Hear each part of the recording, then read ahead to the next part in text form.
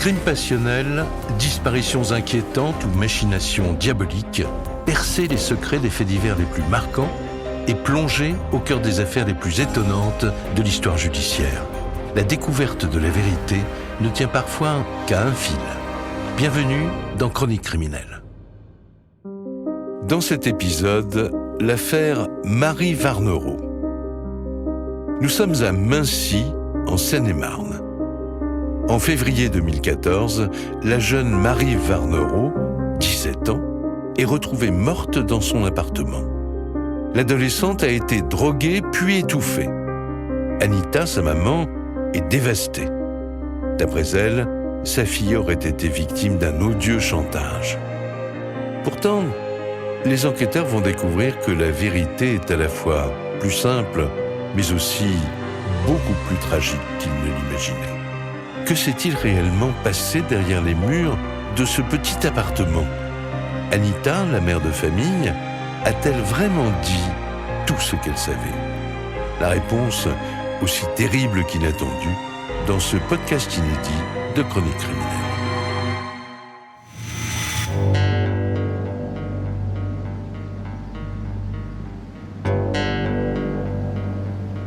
En Seine-et-Marne, à seulement 1 heure de Paris, Mincy est une commune qui compte près de 2000 habitants. C'est vraiment un tout petit village, avec un clocher au milieu. Enfin, vraiment, c'est assez typique de la Seine-et-Marne. Clémence Huguet, amie de Marie.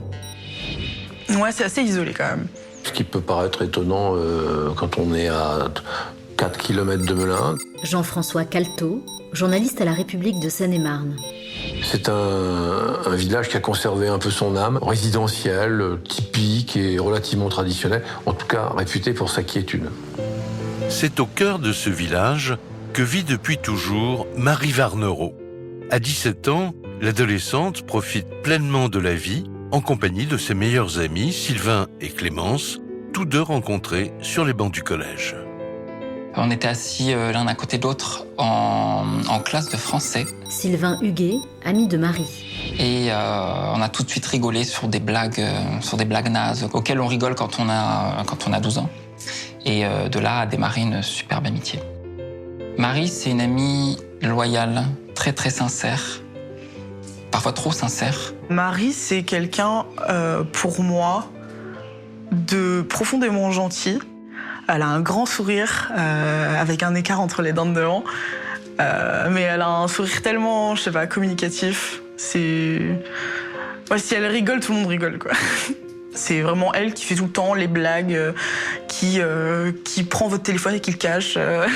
C'est un petit rayon de soleil et en même temps, je pense que c'est quelqu'un de solitaire, vraiment au fond. Marie vit avec sa mère, Anita, mais elle n'a jamais connu son père.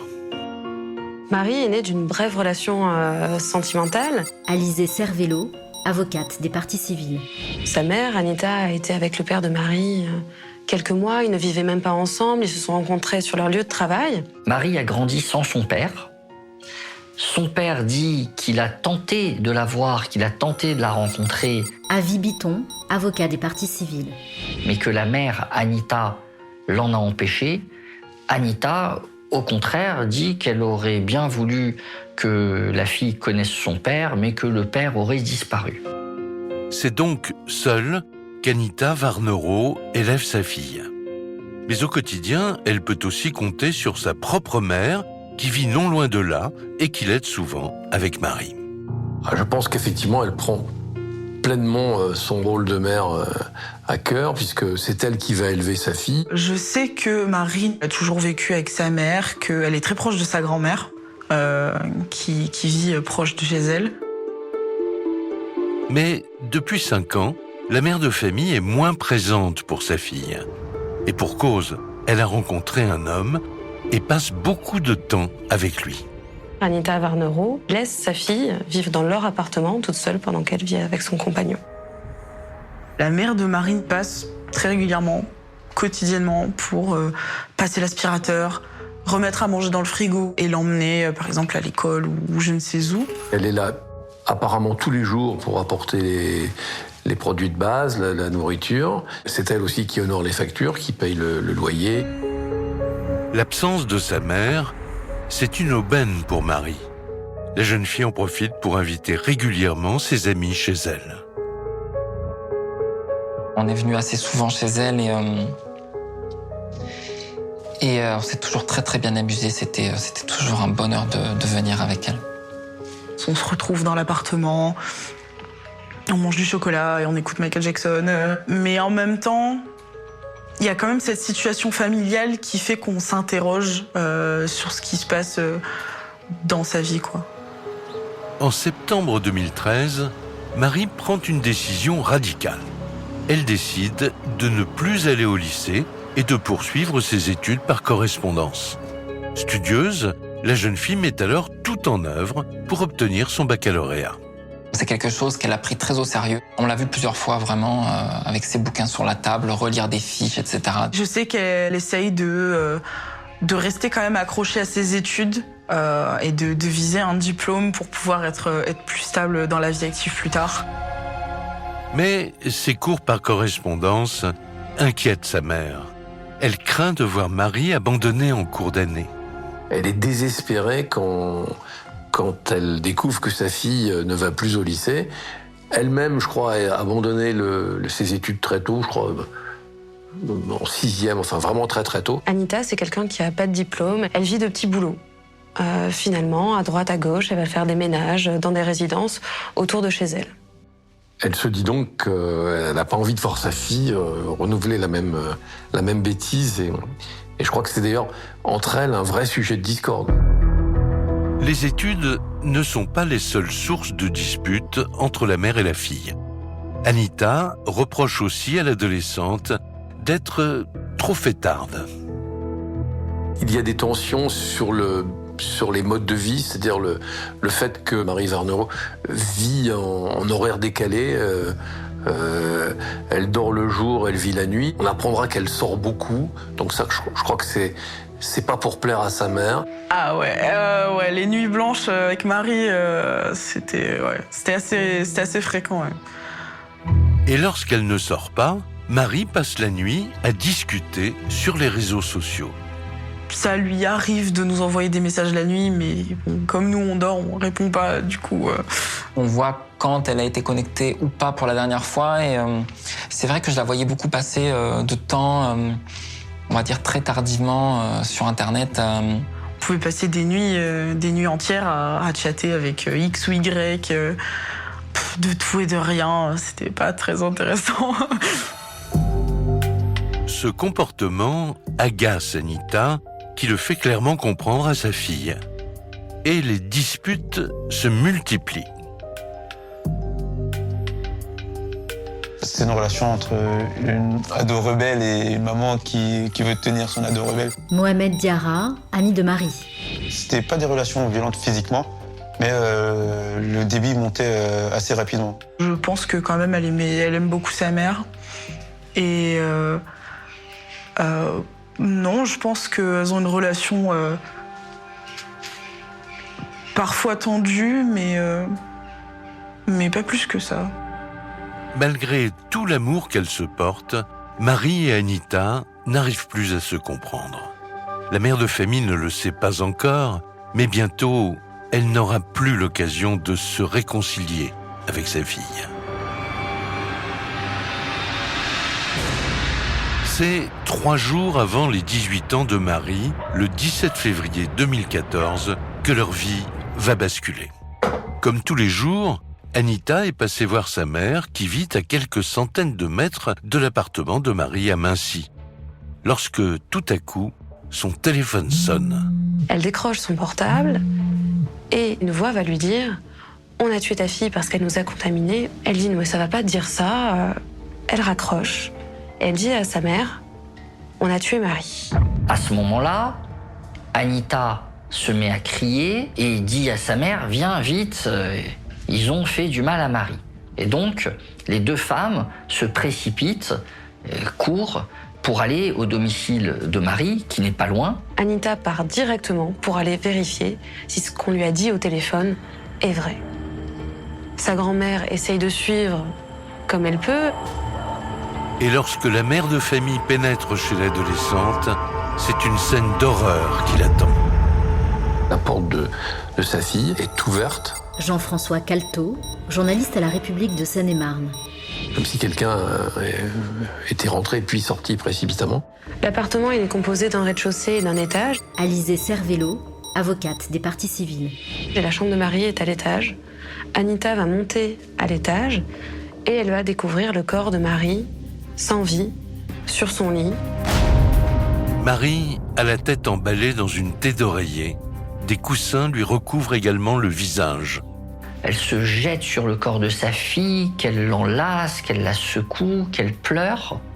Mais ce n'est pas elle qui appelle les secours avec son téléphone portable, c'est la grand-mère qui va sortir de la maison et qui va se rendre au café d'en face pour appeler les secours. Des policiers du commissariat de Melun, accompagnés par les secours, arrivent aussitôt sur les lieux. Ils ne peuvent que constater la mort de la jeune fille de 17 ans. Et immédiatement, ils jugent ce décès suspect. Le parquet arrête tout de suite et dit bon écoutez, on va tout de suite appeler. Michael Reinhardt, ancien enquêteur à la brigade criminelle de Versailles. Et saisir la brigade criminelle de Versailles. La commandante de police Stéphanie Duchâtel se souvient parfaitement du moment où elle a été avertie du drame. En milieu d'après-midi, on a été appelé par le représentant du parquet du tribunal de grande instance de Melun.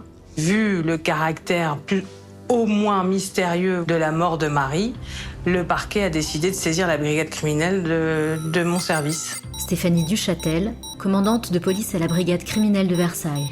La particularité peut-être dès le départ, c'est quand même la jeunesse de la victime. Marie Varnero, quand elle décède, elle n'a pas encore 18 ans. Donc c'est vrai qu'on n'est pas tellement habitué quand même à avoir des victimes aussi jeunes. Les enquêteurs de la PJ de Versailles partent immédiatement pour Mincy. Quand on arrive sur place, donc là on décide, toi tu fais ça, et ensuite on définit les rôles. Des personnes vont partir auditionner les gens, les témoins, la personne qui découvre le corps, et d'autres, c'était mon cas, de commencer les constatations à l'intérieur de l'appartement. Et dès leur arrivée, les policiers notent un premier élément important. La première chose, c'est que aucune porte n'est fracturée. La porte d'entrée qui amène à l'étage n'est pas fracturée, et la porte de l'appartement de Marie, de la victime, n'est pas fracturée non plus. Alors que la mère de la victime, choquée, attend des informations, les enquêteurs se rendent à l'étage de l'appartement. Et donc là, effectivement, je constate pour la première fois le corps de Marie Varnero étendu, juste en petite culotte seulement, sur son lit. En attendant les conclusions du médecin légiste qui examine le corps de la victime, les policiers inspectent le reste de l'appartement. Dans le salon, des objets qui jonchent le sol. Il y a beaucoup d'affaires qui sont éparpillées sur la table. Je me rappelle voir un sac à main renversé avec des affaires vraiment qui jonchent le sol. Les autres pièces, donc cuisine, salle de bain, toilette, ne sont pas du tout dérangées. Il n'y a pas de traces de désordre, il n'y a pas l'air d'y avoir eu une lutte particulière. Fébrile, la mère de la victime assiste aux investigations sans rien dire. Elle est assez fermée, elle attend, assise sur une chaise en fumant des cigarettes. C'est dans la cuisine qu'un premier élément retient l'attention des enquêteurs. Des résidus de comprimés écrasés sur l'évier. La police judiciaire remarque des traces de poudre. Avis Biton, avocat des parties civiles. À côté d'un couvert qui pouvait laisser penser à un suicide médicamenteux. L'hypothèse du suicide peut être retenue aussi si l'on considère la façon de vivre de Marie, qui vit dans sa bulle, addict aux réseaux sociaux, mais parfois aussi un peu fêtarde, peuvent laisser penser à un tempérament un peu dépressif. Mais à la suite des premières constatations effectuées par le légiste, l'hypothèse du suicide s'effondre. Et les conclusions du médecin sont sans appel. Le décès de l'adolescente est d'origine criminelle. Le médecin légiste regarde et constate autour de la lèvre et à l'intérieur des lèvres des pétichies. Donc en fait, c'est des petits hématomes à l'intérieur des lèvres, également sur les gencives. Et aussi constate des traces au niveau de la gorge. On peut supposer qu'effectivement, dès le départ, elle a été a priori étranglée et ou étouffée avec la tête d'oreiller autour de la tête et les oreillers sur la tête. Le meurtre ne fait désormais plus aucun doute. L'appel reçu par Anita Varnero n'était donc pas un canular. Anita Varnero, elle va directement parler aux enquêteurs du fait qu'elle a eu cet appel où le tueur lui dit « J'ai tué ta fille, on a tué ta fille parce qu'elle nous a contaminés ». Anita explique alors aux enquêteurs que sa fille souffre de l'hépatite B depuis plusieurs mois. Il est donc tout à fait plausible qu'elle ait pu transmettre ce virus à quelqu'un. Donc on peut se dire, bah oui, effectivement, le message qu'elle a reçu, Anita, c'est peut-être pour dire, ta fille m'a contaminé, entre parenthèses, de l'hépatite, par l'hépatite, du coup je l'ai tuée. Le premier réflexe des collègues, c'est de dire, très bien, donnez-nous votre téléphone, on va travailler dessus pour essayer de remonter l'auteur de cet appel que vous avez reçu. Pour nous, c'est hyper important. Parce que, reprendre la trace et l'origine de cet appel, c'est hyper important. Désespérée par le décès soudain de sa fille, Anita Varnero commet alors une terrible maladresse. Avant de remettre son téléphone aux collègues, elle fait une fausse manipulation qui vide tout le contenu de son téléphone. Anita va expliquer « Ah, mais c'est une fausse manipulation, je fais ça par réflexe, j'efface systématiquement mon journal d'appel et mes messages ». Donc le journal d'appel, par exemple, on ne l'a pas, les textos, on les a pas. L'effacement des données du téléphone d'Anita complique d'emblée les investigations. Et pour remonter jusqu'à l'auteur de l'appel, le portable de la mère est envoyé dans un service spécialisé. Alors que les constatations dans l'appartement de la victime se terminent, Michael Reinhardt s'étonne de ne pas avoir retrouvé le téléphone portable de l'adolescente. Donc ça nous embête parce qu'on se dit, l'auteur du crime l'a pris. Pourquoi? Et on ne retrouve pas non plus le trousseau de clés de Marie. C'est pas logique tout ça, c'est pas logique. Il n'y a rien de logique.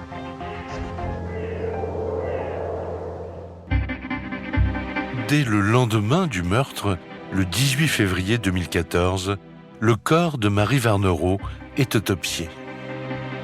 L'enquête vraiment débute. On attend beaucoup de l'autopsie parce que là, on est un peu dans l'expectative.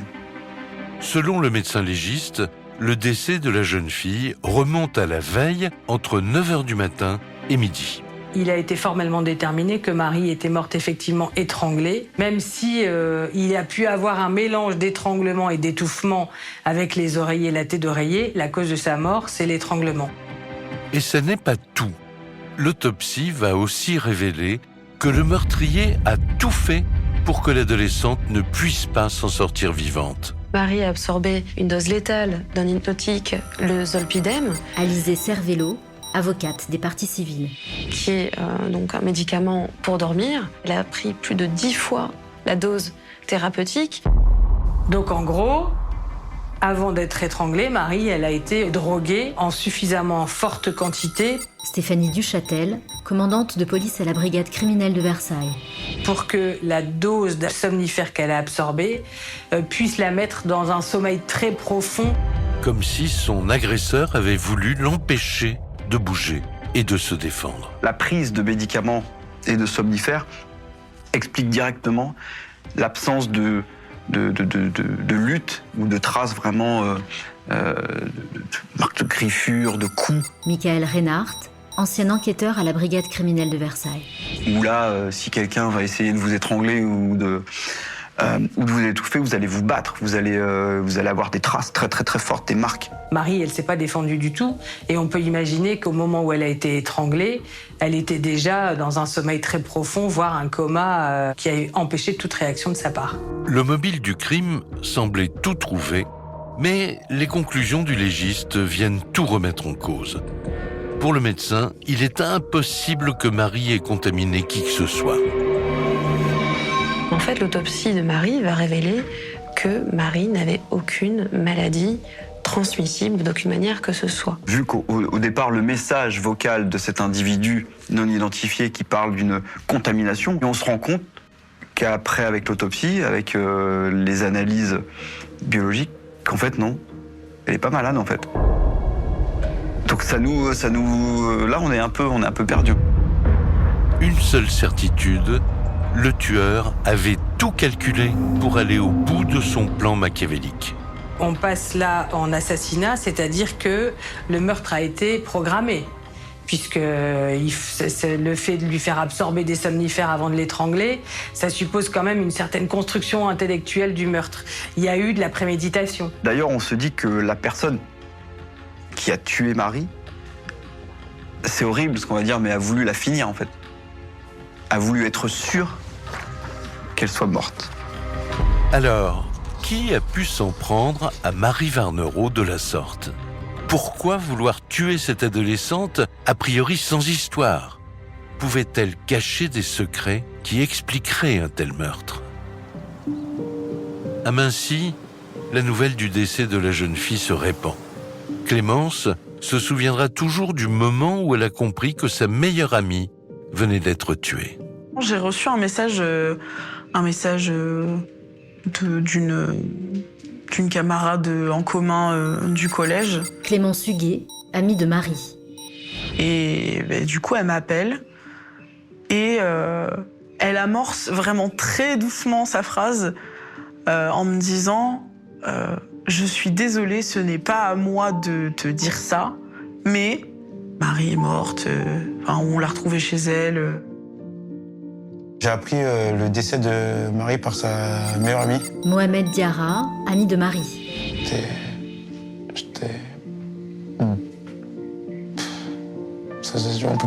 peux même pas mettre de mots dessus parce que c'est des sentiments que, à cet âge, on ne s'imagine pas vivre. C'est comme si le temps n'existait plus, c'est comme si les choses s'étaient arrêtées. Sylvain Huguet, ami de Marie. Et c'est encore plus compliqué parce qu'on a envie que ça s'arrête.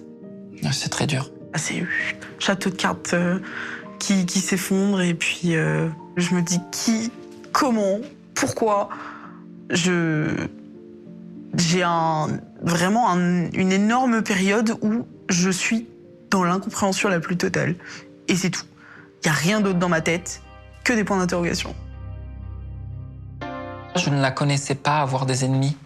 C'était quelqu'un qui était sans embrouille, qui venait chercher des noix, des problèmes à personne. Elle faisait sa vie, elle menait sa barque toute seule avec ses amis. Et je ne lui connaissais personne qui lui voulait du mal au point de la tuer. J'aurais jamais pu m'attendre à ça. C'est pas possible. C'est pas possible un seul instant d'imaginer que ça peut arriver et dans ces conditions-là. C'est impossible.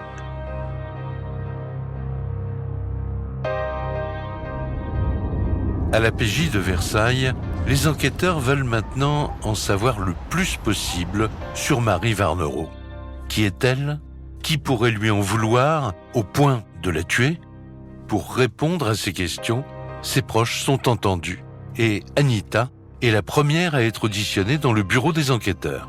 Marie, la première personne qui nous parle d'elle, c'est sa mère, évidemment. Elle nous explique qu'elle a eu Marie suite à une relation amoureuse qui a duré très peu de temps. La mère de famille, très éprouvée, lance alors les policiers sur une première piste. D'après elle, Marie aurait reçu des menaces. L'une des premières choses qu'elle nous dit, c'est que Marie Varnereau était victime de chantage parce que elle avait été photographiée nue par un jeune homme, donc potentiellement un petit ami, et que ce jeune homme menaçait Marie de diffuser ses photos sur les réseaux sociaux. Et que peut-être, du coup, ce serait peut-être l'auteur de ce chantage qui serait l'auteur du crime. Il faisait du chantage à Marie, ce jeune homme, en lui disant si tu me donnes pas de l'argent, en fait, on va dire il a racketté en lui disant si tu me donnes pas d'argent régulièrement, je vais diffuser ces photos sur les réseaux sociaux. Sans jamais révéler l'identité de son maître chanteur, Marie aurait supplié sa mère de l'aider à ce que ces photos ne soient jamais divulguées. Anita raconte qu'elle avait été obligée de donner de l'argent à sa fille. Avis Biton, avocat des parties civiles. Pour faire taire les maîtres chanteurs. Et donc Anita Varnero nous explique que depuis les 5 mois précédant la mort de Marie, elle ne pouvait plus payer son loyer parce qu'au lieu de payer son loyer, elle donnait 200 € par mois à sa fille pour que sa fille paye le maître chanteur qui l'a menacé de diffuser ses photos. Interrogés à leur tour sur ce possible chantage, les amis de Marie déclarent qu'ils en avaient simplement entendu parler. Il y avait des photos de elle qui tournaient, qu'il y avait quelqu'un qui la faisait chanter. C'est vraiment des rumeurs très très vagues. Il y a des photos qui traînent. On précise pas quel genre de photos, mais on s'en doute bien, parce que sinon on ferait pas de chantage. Moi, ça me plaît pas forcément que mon ami subisse du chantage. C'est plutôt évident. Et si le mobile du meurtre de Marie Varnero se trouvait dans cette affaire de chantage, est-il possible que son racketteur soit aussi son tueur? Je vois pas qui dans son entourage serait capable d'aller jusqu'au chantage et pour lui soutirer de l'argent. En l'absence du téléphone portable de Marie, les investigations pour remonter jusqu'à ce maître chanteur sont difficiles. Le problème majeur dans cette affaire, c'est que des enquêteurs qui passent l'appartement de la victime au peigne fin ne retrouvent pas son téléphone portable. Ce même téléphone portable qui pourrait parler, qui pourrait apporter des informations sur les derniers contacts qu'elle a eus. Alors l'ordinateur de la victime ainsi que ses relevés téléphoniques sont étudiés, mais sans succès. Rien ne va être retrouvé permettant d'accréditer la thèse de ce maître chanteur. Alizée Cervello, avocate des parties civiles. On ne retrouvera aucune trace non plus de transfert d'argent, qui aurait évidemment pu se faire de la main à la main, mais on n'a même pas de trace de rendez-vous ou quoi que ce soit. Rien de particulier à ce niveau-là. Aucune trace de vidéo non plus qui aurait pu ressortir après, qu'on aurait pu retrouver sur Internet ou autre. Rien. Rien du tout de tout ça. La piste du maître chanteur se referme, mais les enquêteurs mettent tout en œuvre pour remonter jusqu'au meurtrier de l'adolescente. On va vers toutes les pistes et on doit fermer, comme on dit dans le jargon, toutes les portes. Nous, ce qu'on veut trouver, c'est la porte de la vérité, qui va nous amener sur l'auteur du crime. Mais avant, il peut y avoir des dizaines de portes à ouvrir, fermer. Alors que l'enquête redémarre à zéro, c'est la mère de la victime, Anita, qui va mettre la PJ sur une nouvelle piste. Elle va faire une révélation aux policiers. Elle soupçonne cette fois-ci un ancien petit ami de sa fille, un jeune homme surnommé Junior, que Marie aurait vu peu de temps avant le meurtre. Elle va dire que sa fille n'a pas voulu qu'elle passe dans le week-end et que donc elle a pu voir quelqu'un, et notamment ce petit ami. Et que ce serait potentiellement la dernière personne à l'avoir vu. Et Anita dit aux policiers qu'elle ne fait aucune confiance à ce Junior. Elle va dire qu'il est d'une très mauvaise influence, que c'est quelqu'un qui a pu lui faire du mal. Donc c'est un jeune qui est de la région parisienne, du 93 il me semble, qui a commis une petite infraction, de droit commun, et du coup il est fiché en fait dans la base du fichier national des empreintes génétiques. Donc on le retrouve assez facilement. Le jeune homme est convoqué dans les locaux de la PJ. Et il nous confirme Michael Reinhardt, ancien enquêteur à la brigade criminelle de Versailles. Qu'il a été un petit ami, effectivement, qui s'était rencontré sur Internet, qu'il était venu une fois ou deux, qu'ils avaient eu une ou deux relations sexuelles, mais rien de suivi, mais qu'il s'était quitté d'un commun accord et qu'il n'y avait aucun problème. Pourtant, les policiers ont retrouvé chez Marie des traces a priori récentes de son passage dans l'appartement. Il y avait quelques éléments d'un passage masculin dans la chambre de Marie. Stéphanie Duchâtel, commandante de police à la brigade criminelle de Versailles. À savoir un caleçon et des préservatifs évidemment encore emballés. Et il nous reconnaît son caleçon. On lui représente, il dit oui, c'est à moi. Il est surpris. Il dit j'ai dû l'oublier une fois où j'étais venu, mais il dit mais il date. Ça date de plusieurs mois. Le jeune homme explique alors que c'est lui qui avait décidé de rompre et que Marie ne l'acceptait pas. Elle aurait même, dit-il, tout fait pour tenter de le retenir. Marie fait croire à son petit copain qu'elle était enceinte de lui. Jean-François Calteau, journaliste à la République de Seine-et-Marne. La relation, semble-t-il, battait de l'aile et il s'agissait certainement d'une grossesse imaginaire inventée pour tenter de retenir le jeune homme. C'est vieux comme le monde, elle essaye de revoir son petit copain, en lui demandant de s'impliquer dans une grossesse qui en fait est totalement imaginaire. Marie avait dit que elle était enceinte de Junior et que elle voulait pas qu'il la quitte, mais je pense qu'agir comme ça... Sylvain Huguet, ami de Marie. C'était pour elle un moyen d'autodéfense, parce que quand on a l'habitude d'avoir des gens autour de nous et qu'on commence à les perdre, pour X raisons, on a envie de les garder et parfois on use de moyens pas tout à fait très corrects. Donc il est bien évident que l'hypothèse de la grossesse que le jeune homme aurait voulu cacher pouvait constituer l'amorce d'un mobile. Est-il possible, autrement dit, que le jeune homme se soit rendu chez Marie pour s'expliquer avec elle concernant cette prétendue grossesse? Une dispute aurait-elle pu éclater entre les deux adolescents? Les enquêteurs creusent cette piste. Leur priorité est de savoir où se trouvait Junior le matin du meurtre. Les enquêteurs vont se faire communiquer par les opérateurs de téléphonie le bornage du téléphone portable de ce petit copain Junior, c'est-à-dire où son portable est géolocalisé au moment des faits. Ils vont se rendre compte qu'il est géolocalisé à des dizaines de kilomètres de la scène de crime au moment des faits. Rien ne nous amène sur une éventuelle culpabilité. Donc il n'était pas aminci au moment du meurtre. Donc une piste qui se referme. Le jeune homme est totalement blanchi. Toutes les pistes étudiées par les enquêteurs s'effondrent les unes après les autres. Mais leur travail acharné va finir par payer et par révéler un scénario des plus glaçants. Les résultats des analyses ADN effectuées sur le corps de Marie viennent de tomber.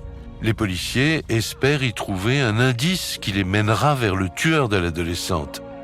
Est-il possible que le meurtrier ait laissé son empreinte génétique sur sa victime? Sur le corps de Marie, on retrouve l'ADN de sa mère. Stéphanie Duchâtel, commandante de police à la brigade criminelle de Versailles. Ce qui peut parfaitement se comprendre, puisqu'évidemment, Anita Varnero, quand elle rentre chez sa fille pour découvrir sa fille décédée, elle modifie complètement la scène de crime. Elle dira qu'elle l'a bien sûr prise dans ses bras, qu'elle l'a étreinte, qu'elle l'a manipulée pour tenter de lui redonner vie et que l'échange d'ADN a pu se produire à ce moment-là. Un détail étrange interpelle quand même les policiers. L'ADN d'Anita Varnero se trouve même sous les ongles de sa fille. Les experts en ADN et en génétique, Avis Biton, avocat des parties civiles, disent qu'il ne suffit pas d'une poignée de main pour laisser de l'ADN. Et ça c'est hyper important pour nous. Parce qu'on se dit, la seule façon de mêler notre ADN, c'est de se battre, de se défendre. Ça nous pose question. Ça pose question, mais ce n'est pas non plus un indice déterminant. Ce qui va plus surprendre, par contre, c'est l'absence de tout autre ADN, véritablement. Ces résultats sont un coup de tonnerre dans l'enquête. Anita Varnero est désormais la principale suspecte. Et pour creuser cette piste, les enquêteurs vont tout faire pour remonter l'appel qui l'aurait prévenu du meurtre de sa fille.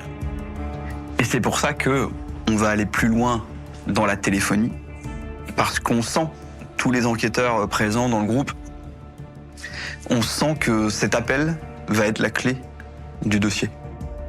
On demande la facturation détaillée de la ligne téléphonique d'Anita Varnero pour le jour des faits, en sachant que ça va nous amener à l'identification de l'appelant, de celui qui l'a appelé pour lui envoyer ce message. Et on voit qu'il y a bien eu un appel suspect qui correspond à l'appel dont nous a parlé Anita Varnero. Et on se rend compte qu'en fait, le message que Anita Varnero a reçu a été passé, je crois me souvenir, vers 14h18, d'une cabine téléphonique, quartier de l'Almont à Melun. Et on comprend, en faisant des investigations très rapidement, que l'appel de cette cabine téléphonique, il a été passé avec une carte téléphonique achetée dans un tabac. Un appel depuis une cabine et avec une carte. Pas très courant à l'ère des portables et des réseaux sociaux.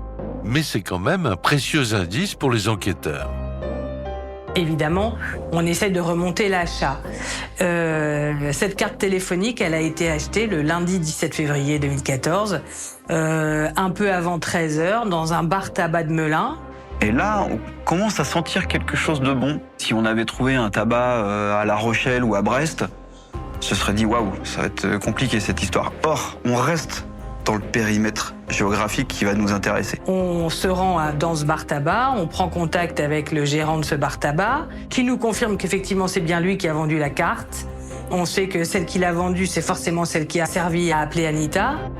Le buraliste est néanmoins incapable de donner l'identité de la personne qui lui a acheté cette carte prépayée. On demande donc au buraliste s'il y a une vidéosurveillance de son établissement. Et là, il nous répond oui. Ce qui est déjà assez extraordinaire. À ce moment-là, les enquêteurs vont pouvoir voir le visage de l'auteur du crime. Qui a acheté cette carte prépayée? Qui a annoncé le meurtre de Marie à sa mère? On voit à la caméra qu'il s'agit juste de Anita Varnero, qui est dans le tabac. Michael Reinhardt, ancien enquêteur à la brigade criminelle de Versailles. Et qui achète cette carte prépayée. Et là, on fait un arrêt sur image. C'est incontestable, la vidéo elle est d'une super bonne qualité.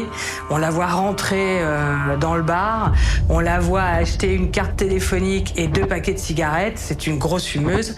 On la voit payer en liquide et puis repartir comme elle est venue. On s'arrête tous. Il y a un silence et on se regarde et on comprend en fait ce qui est en train de se passer. C'est Anita. Et là en fait, tout s'enclenche. Le puzzle est en train de se mettre en place. Le choc est immense pour ces policiers pourtant aguerris. On est abasourdi de se dire waouh, c'est sa mère. Elle est liée à l'affaire et non plus en tant que victime, mais en tant qu'auteur, que ce soit auteur, co-auteur ou complice. Mais alors, comment est-il possible qu'Anita Varnero ait passé ce coup de téléphone tout en étant chez sa mère pour le recevoir? Elle nous dit en fait qu'au moment où elle a reçu l'appel téléphonique, elle est chez sa mère à Mincy. Et en fait, nous, on détermine que quand elle reçoit l'appel téléphonique l'informant de la mort de sa fille, elle n'est pas à Mincy, contrairement à ce qu'elle dit, mais elle est sous la bande téléphonique des cabines téléphoniques qui passent l'appel. Et c'est après avoir passé ce coup de téléphone qu'Anita Varnero aurait repris sa voiture pour aller à Mincy. Par la suite, elle s'est rendue chez sa mère où elle a fait croire qu'elle recevait cet appel téléphonique. Et nous, on détermine toujours, grâce à la géolocalisation de son téléphone, qu'en fait, elle n'arrive chez sa mère qu'à quasiment 14h40 et pas 14h20. Alors qu'elle se trouvait chez sa mère, Anita aurait donc fait semblant de recevoir un appel téléphonique. Non, on ne sait pas. Est-ce que c'était une messagerie? Est-ce que c'était un réveil? Anita Varnero aurait écouté, aurait mis son téléphone à son oreille pour être très exact. Et en raccrochant, elle aurait dit « Quelqu'un a appelé, il s'est passé quelque chose avec Marie, il faut que j'y aille ». Ce qui est horrible, c'est aujourd'hui de se dire ça, alors qu'au moment où tout ça se passe, elle le sait qu'elle est morte, sa fille, en fait. Elle le sait. C'est un choc pour nous, parce que c'est très rare, hein, un infanticide comme ça. Enfin, c'est... Voilà. Donc, tout de suite, on part vers « Waouh, waouh, c'est pas possible, c'est trop abject de... Enfin, c'est pas possible. » Non, une mère peut pas tuer sa fille.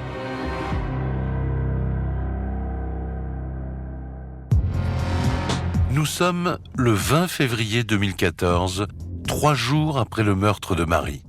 Au petit matin, les policiers versaillais se rendent chez sa mère, Anita, pour l'interpeller. On arrive et elle est même pas surprise. On arrive à 6h du matin, hein. Bonjour, police judiciaire, brigade criminelle, tatata. On lui a dit qu'on l'a placée en garde à vue. Stéphanie Duchâtel, commandante de police à la brigade criminelle de Versailles. Elle a été très docile, elle s'est pas du tout rebellée. Alors, par contre, son compagnon lui dit qu'est-ce que vous venez faire là? Pourquoi vous venez? C'est sa fille qui est morte, elle est victime en fait. Et là, il comprend que non en fait. Très vite, le policier découvre dans la salle de bain un élément accablant pour la suspecte. Une plaquette de médicaments. le même somnifère que celui avec lequel Marie a été droguée avant d'être tuée. On trouve la fameuse molécule de zolpidem. Le compagnon d'Anita, qui voit que je bloque sur cette boîte. Donc je lui dis, excusez-moi monsieur, je vais prendre ça. Anita Varnereau est ensuite emmenée dans les locaux de la police judiciaire de Versailles. Elle pleure quand même, elle pleure sur la mort de sa fille. Elle trouve qu'on s'acharne un peu sur elle. Elle nous le dit plusieurs fois, mais de toute façon, j'ai bien compris que de toute façon, il fallait que ce soit moi et que vous pensiez que c'était moi. Bah oui, on pense que c'est vous, parce que c'est vous. La garde à vue commence. Immédiatement, la mère de la victime est interrogée sur son emploi du temps le jour du meurtre. Elle dit aux enquêteurs que elle a dormi chez son compagnon la veille au soir au Mai-sur-Seine. Alizée Cervello, avocate des parties civiles. Qu'elle va faire du ménage le matin et puis qu'elle va partir à Mincy, mais qu'elle ne va pas monter voir sa fille à l'étage. Puis elle va retourner chez elle. Puis aux alentours de 14h, aller chez sa mère, s'occuper du linge. Mais les policiers savent qu'Anita ment et ils la confrontent aux images de vidéosurveillance du bureau de tabac. Je tombe un peu dénu, mais l'achat de cette carte prépayée dans ce tabac à Melun, qui est vraiment juste à côté, hein, c'est vrai. Pourquoi elle nous en a pas parlé? C'est quand même important, non? Rien. Ah bah non, mais je pensais pas que c'était important, enfin bon. Elle nous a inventé le fait qu'effectivement, elle avait acheté la carte pour sa fille, mais qu'elle avait pu perdre la carte, qui avait pu être récupérée par quelqu'un qui aurait été, comme par hasard, l'auteur du meurtre de Marie, enfin des explications complètement ridicules. Donc, votre théorie, c'est que vous avez donc perdu cette carte téléphonique qui a été trouvée par le tueur de votre fille, qui avait votre numéro et qui vous a appelé dans la foulée, dans une zone dans laquelle vous bornez vous-même à cet instant. Les explications d'Anita sont confuses et les taux se resserrent autour d'elle. La commandante l'interroge ensuite sur la provenance de la plaquette de somnifères trouvée chez son compagnon le matin même. Mais la mère de famille a réponse à tout. En fait, dit-elle, elle les a achetés pour elle. 3 semaines avant la mort de Marie, sa mère se rend à la pharmacie à laquelle ils vont régulièrement et demande 2 boîtes de somnifères sans avoir l'ordonnance correspondante. Normalement, ces somnifères-là, ils sont prescrits sur ordonnance. Mais la pharmacienne, connaissant assez bien Anita Varnereau et son compagnon, accepte de lui fournir 2 boîtes de somnifères sans ordonnance. C'est un achat qui ne laisse aucune trace. Il n'y a pas d'ordonnance, il n'y a pas de carte vitale qui soit utilisée. Elle va acheter ses médicaments de la main à la main. Elle va dire que c'est pour sa consommation personnelle. Parce que elle a des problèmes de ménopause qui lui posent des problèmes de sommeil, etc. Et que pour ça, elle pense qu'elle aurait besoin de l'appui de somnifères pour passer des vraies nuits. Les heures passent et Anita continue de clamer son innocence. Pour les enquêteurs, il y a urgence à obtenir des aveux avant que la garde à vue ne se termine. Michael Reinhardt décide alors de jouer le tout pour le tout. Seul, face à la suspecte, il tente de l'émouvoir en lui rappelant que Marie aurait dû fêter ses 18 ans ce jour-là. Je lui dis, vous savez quel jour on est aujourd'hui? Elle me dit oui, c'est l'anniversaire de Marie. Elle est en garde à vue au moment donc, où on parle de tout ça. Je lui dis, mais rien que pour elle, je lui dis, faut me le dire maintenant. Faut me dire quelque chose. S'il y a quelque chose à me dire, c'est maintenant ou jamais en fait. Michael Reinhardt, ancien enquêteur à la brigade criminelle de Versailles. C'est maintenant qu'il faut me dire ça. Pour elle, par respect. Elle s'ouvre un petit peu petit à petit. Et à la fin, elle a cette phrase incroyable où elle dit « Je suis un monstre, ouvrez la fenêtre, j'ai envie de sauter. » Je me dis « Waouh !» Dans ma tête, je me dis là, elle va avouer. Alors, et là, je lui dis « Ok, mais vous n'êtes pas un monstre, mais je veux savoir pourquoi. Qu'est-ce qui s'est passé, etc. » Enfin, et là, elle s'est fermée. Alors là, je me suis dit « C'est elle. » Alors qu'Anita Varnereau semblait sur le point de passer aux aveux, elle se referme finalement sur elle-même. Au terme de sa garde à vue, Anita Varnereau est présentée devant le juge d'instruction au tribunal de Melun. Malgré l'absence d'aveu, elle est mise en examen pour l'assassinat de sa fille.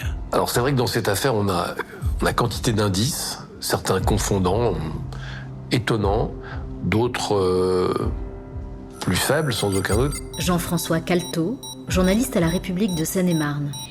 Mais on n'a jamais eu de mobile. C'est-à-dire qu'on a un infanticide et aucun mobile à mettre en face. Et ça, c'est quand même très troublant. Mais alors, pour quelles raisons Anita serait-elle tombée dans cette spirale meurtrière? Et quel pourrait être le mobile du crime? Les policiers vont essayer de comprendre par eux-mêmes, sans l'aide d'Anita, pourquoi elle aurait tué sa fille. Avis Biton, avocat des parties civiles. Et là, il y a plusieurs hypothèses. Peut-être qu'elle aurait essayé de la tuer parce que sa fille aurait menacé sa mère de révéler que sa mère était atteinte du sida. La séropositivité d'Anita Varneron, on l'a appris par elle-même. C'est elle qui nous l'a indiqué dans les déclarations. Anita nous explique que elle est porteuse du VIH depuis de très nombreuses années. Elle sait que c'était avant la naissance de Marie. Marie, elle, est séronégative. Dans l'entourage d'Anita, personne n'était au courant de sa séropositivité. Les policiers émettent alors une hypothèse. Et si Marie avait récemment découvert le secret de sa mère? Est-ce que Marie faisait elle-même chanter sa mère en lui disant « Donne-moi de l'argent ou je vais révéler à ton compagnon que tu es séropositif, ce que tu ne lui as pas dit ». Est-ce que Marie était un frein à la nouvelle vie d'Anita Varneron? Anita s'est dit que c'était la fin des haricots. C'était la fin de la petite vie sympa, cool, avec son compagnon. Et peut-être qu'elle s'est dit « Non, tu vas pas me couper de ça ». Pour moi, c'est mon intime conviction. Selon les proches de Marie, il existe une deuxième hypothèse qui expliquerait pourquoi Anita aurait tué sa fille. Le deuxième scénario, c'est que Marie aurait entrepris des démarches pour retrouver son père. Or, Anita s'est toujours opposée à ce que Marie ait des relations avec son père. Mohamed, un ancien petit ami, se souvient que Marie lui parlait souvent de sa volonté de retrouver son père biologique. Ce qui la rendait triste, c'est de ne pas connaître son père. Elle me disait aussi, j'ai envie de le connaître, j'ai envie de savoir si j'ai des frères et sœurs. C'est ce qui la peinait un peu. Mohamed Diarra, ami de Marie. Et du coup, c'est ce qu'elle recherchait et c'est ce qui lui manquait. Selon Mohamed, l'adolescente se heurtait à un obstacle de taille dans ses investigations. Voilà, il y avait une opposition du côté de la maman qui ne voulait pas qu'elle rencontre forcément son père ou qu'elle aille plus au bout de ses recherches. Ça énerve énormément sa mère. C'est quelque chose que sa mère n'accepte pas. Sylvain Huguet, ami de Marie. Elle veut pas. Ça, c'est rédhibitoire. Contre l'avis de sa mère, Marie semblait pourtant bien décidée à tout faire pour retrouver cet homme. C'était parmi les choses qu'elle voulait accomplir, si on peut dire ça, c'était de retrouver son père. Donc ça, c'était vraiment quelque chose qu'on ne pouvait pas lui enlever de sa tête.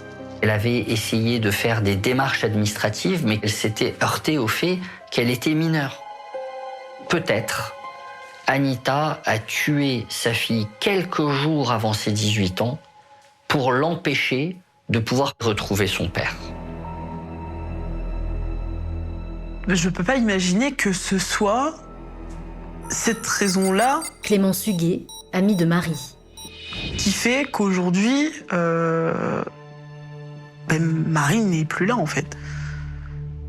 On ne tue pas sa fille, soi-disant bien aimée, ce qui est vrai d'ailleurs, pour une histoire de déloyauté, de retrouver son père. Bon, je ne sens pas que ce soit un élément suffisant pour expliquer un tel acte. Quant au fait que Marie aurait pu révéler la séropositivité de sa mère, je n'y crois pas non plus. Alors pourquoi Anita s'en serait-elle prise à sa fille? Comment expliquer le meurtre de Marie? Tout le monde espère désormais que la vérité éclatera lors du procès. Mercredi 4 janvier 2017, au tribunal de Melun. C'est aujourd'hui que débute le procès d'Anita Varneron. Près de 3 ans après le meurtre, les proches de la victime espèrent enfin obtenir les réponses à leurs questions. Je voulais absolument savoir pourquoi. C'est surtout le pourquoi. Et même si on nous a avancé des preuves qui sont cohérentes, qui sont solides, etc., il y a quand même une part de moi qui se dit non, c'est pas ça. Mais bon, voilà, le procès, c'était quand même pour essayer d'avoir un début de réponse quand même. Est-ce qu'on saura pourquoi elle a fait ça? Même si les raisons vont jamais justifier les actes, on veut savoir pourquoi, qu'il n'y ait pas de mystère sur ça. Si c'est elle, quoi, qu'elle donne une raison. Tu vois. Je ne dirais pas que mon esprit sera plus tranquille, mais d'un côté, on aura un motif.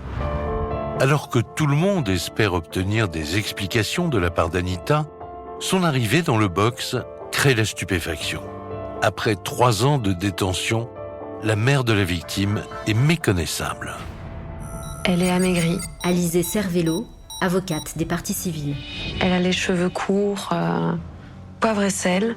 Je vois une femme extrêmement éprouvée, pour pas dire délabrée, négligemment vêtue. Enfin, on sent qu'elle n'a fait aucun effort pour comparaître, ce qui renforce le côté un peu sombre du personnage. Elle a l'air tellement fatiguée, elle a les traits tirés, elle a les cheveux blancs. Je vois que c'est elle, mais ça a quand même l'air d'être une personne différente. Appelée à la barre, l'accusée continue de clamer son innocence. Elle le jure, elle n'a pas tué sa fille. Lorsque j'entends Anita clamer son innocence, elle est criante de vérité. Elle a continué vraiment jusqu'à la fin de dire qu'elle était innocente, et il y a forcément une partie de moi qui a envie de la croire parce que, encore une fois, c'est tellement sidérant que j'ai envie de la croire quand elle dit « je suis innocente, c'est pas moi ». Elle n'était pas à un point tel que je puisse dire aujourd'hui que je crois en ça, que la maman puisse tuer Marie. Parce que les personnes qui font ça, elles n'ont pas de cœur, et de ce que je connais de la maman de Marie, c'était des engueulades entre une mère et son enfant. Les avocats d'Anita Varnero, qui n'ont pas souhaité répondre à nos questions, ont tout fait pour obtenir l'acquittement de leur cliente, quitte à remettre en cause les investigations réalisées. Les avocats de la défense ont fait ce qu'ils ont pu. Ils ont fait appel à des experts privés en téléphonie pour essayer de jeter le trouble, de semer le doute dans l'esprit des jurés, pour essayer de démontrer que non, on n'a pas véritablement la preuve que c'est forcément cette carte téléphonique qui a passé 7 appels sur le portable d'Anita. Malgré l'absence d'aveu, les faits parlent d'eux-mêmes et affaiblissent la défense d'Anita Varnero. C'est rare d'avoir autant d'éléments accablants contre quelqu'un dans une affaire de meurtre. Vraiment, elle a coché toutes les cases du mauvais assassin. Stéphanie Duchâtel, commandante de police à la brigade criminelle de Versailles. Franchement, il y a la vidéo, il y a la géolocalisation du téléphone, enfin tout y est pour qu'elle se soit vraiment coincée elle-même. Parce qu'à contrario, si c'est pas Anita, c'est qui peut vouloir tuer une gamine de presque 18 ans qui faisait de mal à personne, qui n'avait aucun vice, aucune addiction, voilà. À contrario, et si c'est pas elle, c'est qui? Au terme de 4 jours de procès, Anita Varnero est condamnée pour l'assassinat de sa fille à 20 ans de réclusion criminelle. Quand Anita Varnero est condamnée à 20 ans de réclusion criminelle, elle n'a pas de véritable réaction. Ceux qui vont le plus réagir, finalement, ça va être sa famille. C'est eux qui vont avoir une réaction épidermique de défense, pas elle. J'ai pas envie d'y croire parce que bon, voilà, sa mère, elle est comme elle est, mais bon, jusqu'à, enfin, l'infanticide, c'est pas n'importe quoi, donc non, encore une fois, c'est surtout de l'incompréhension en fait. Le verdict sera confirmé 2 ans plus tard, lors du procès en appel d'Anita Varnero. Bien qu'une vérité judiciaire soit aujourd'hui établie, nombreux sont ceux qui restent marqués par cette affaire. On sait que c'est Anita Varnero. De toute façon, elle a été condamnée 2 fois à des peines lourdes. Michael Reinhardt, ancien enquêteur à la brigade criminelle de Versailles. Mais en fait, je pense que la vérité, c'est que elle-même ne se pardonnera jamais ce qu'elle a fait. C'est le crime originel, on va dire, de tuer son enfant. C'est l'un des crimes les plus terribles, les crimes intrafamiliaux. Donc ce n'est pas si surprenant qu'il n'y ait pas d'aveu. On peut terminer, c'est exactement sur la dernière fois que je l'ai vue, on s'est entretenu à la fin de la garde à vue. Je suis un monstre. ouvrez la porte, je vais me foutre en l'air. Quand une personne dit ça, c'est qu'elle est coupable. Depuis le meurtre de leur ami, Sylvain, Mohamed et Clémence sont devenus adultes. Mais jamais ils n'ont oublié Marie. On avait 18 ans, l'âge de la majorité, l'âge de l'envol, l'âge de la liberté, et d'un coup quelqu'un part très brutalement, notre meilleur ami. C'est très dur. Sylvain Huguet, ami de Marie. On pense à son anniversaire, on pense à qui elle était, on y pense nuit et jour. Faut laisser le temps au temps comme on dit, et souffrir en silence. Souvent, quand je pense à Marie, c'est plus de façon nostalgique. Je me rappelle des moments qu'on passait ensemble, des moments de fou rire, des moments un peu plus attentionnés. Mohamed Diarra, ami de Marie. Ce qui me manque le plus chez Marie, c'est son humour et son sourire. C'est ça. Je me suis déjà demandé comment elle serait si elle avait continué à grandir avec nous, mais j'arrive pas à l'imaginer. Clémence Huguet, amie de Marie. Parce que pour moi, elle aura toujours cette petite bouille souriante avec les dents du bonheur. Et puis moi, je la verrai toujours comme ma copine qui me pince le bras et puis qui m'envoie des messages à 3h du matin sur MSN. Oui, bien sûr qu'elle me manque. Forcément, c'était quelqu'un de tellement gentil et rayonnant que pendant très longtemps, il y a eu une espèce de... Il y a eu un vide, quoi.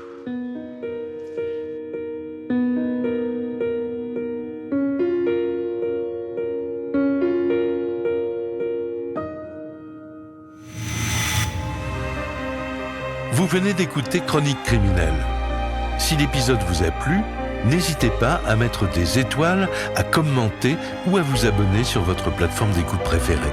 Et retrouvez dès la semaine prochaine un nouvel épisode de Chronique criminelle.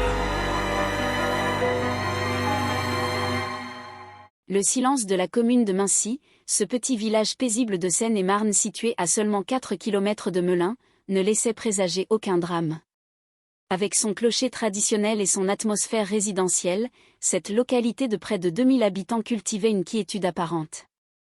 C'est pourtant ici que le destin de la jeune Marie Varneraud, une adolescente de 17 ans, allait basculer dans l'horreur, 3 jours seulement avant de célébrer son 18e anniversaire.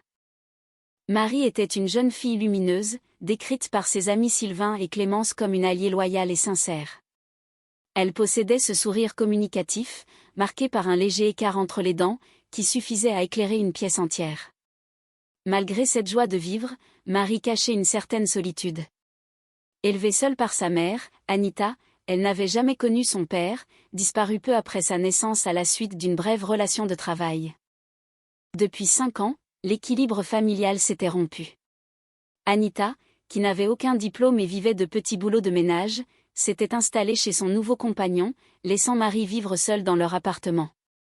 Anita passait quotidiennement pour assurer l'intendance, remplir le réfrigérateur et s'occuper des factures, mais cette absence physique offrait à Marie une liberté totale. L'adolescente passait ses nuits à discuter sur les réseaux sociaux ou à écouter du Michael Jackson avec ses amis, tout en préparant son baccalauréat par correspondance. Cette situation créait des tensions permanentes entre la mère et la fille, Anita craignant que Marie ne reproduise ses propres erreurs de jeunesse. La découverte macabre. Le 17 février 2014, l'inimaginable se produit. Alors qu'Anita se trouve chez sa propre mère, son téléphone sonne. Une voix anonyme lui annonce avec froideur « On a tué ta fille parce qu'elle nous a contaminés ». Prise de panique, Anita se précipite vers l'appartement de Marie. La porte n'est pas fracturée, mais une fois à l'étage, le cauchemar devient réalité. Marie gît sans vie sur son lit, la tête emballée dans une tête d'oreiller et recouverte de coussins. La grand-mère de Marie court chercher de l'aide au café d'en face.